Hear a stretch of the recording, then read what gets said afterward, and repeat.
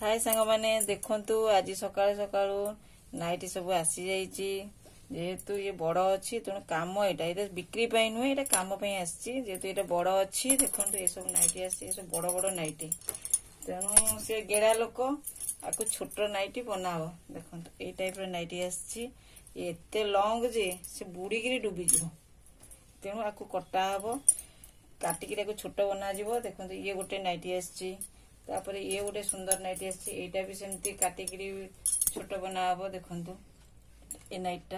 तापर ये गोटे नाइटी आसी देखु ये भी कटा है कि छोट हम कि ये बहुत बड़ जेहेतु 50-55 लंबा अच्छी तेणु सी 40 साइज लोक तेणु 10-15 इंच कटा है कि छोट हम ये 1 2 3 ये गोटे नाइटी आसी देखो व्हाइट कलर